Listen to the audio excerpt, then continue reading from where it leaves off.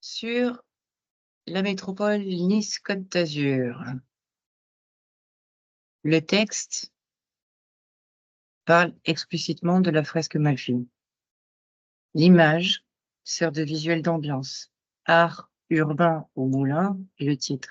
Ce n'est pas une preuve documentaire du tout. Ce n'est pas l'image principale du récit qui est écrit ici. Sans remise en cause, c'est une forme de désolidarisation. L'image ne documente pas ce qui a été fait au moulin par Malfy. Elle illustre un récit. Et c'est fréquent dans la communication institutionnelle. Est-ce que je parle de communication institutionnelle? Parce que d'un côté, il est fait mention d'un titre, Femme niçoise et l'histoire de la liberté, d'un récit. Et d'un autre côté, on nous parle de Femme niçoise et l'histoire de la liberté. Voici la fresque.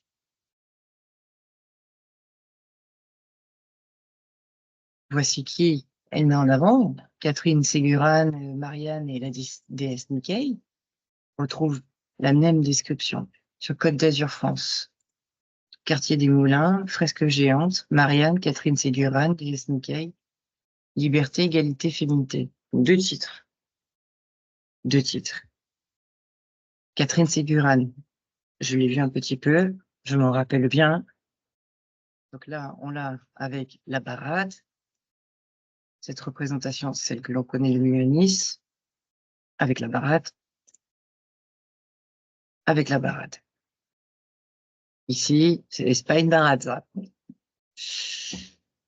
Donc, le pire, c'est que la fresque est assimilée. Elle complète les aménagements de projets du renouvellement urbain du quartier des Moulins. Elle est intégrée à un équipement, un chantier, un banc,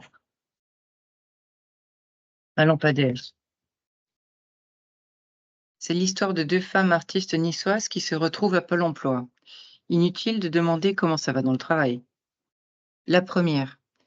J'ai demandé à la mairie un lampadaire en bas de chez moi. Ils m'ont dit, ah ben d'accord, on va vous mettre un César Malfy. J'ai dit, mais j'ai besoin que ça éclaire. Ils m'ont répondu, ça fait ça aussi. La seconde. Pareil chez moi. J'avais demandé un banc. Ils m'ont dit, ah ben, on va vous mettre un César Malfy. J'ai répliqué que c'était de l'art. Ils m'ont dit, nous, on s'assoit bien dessus.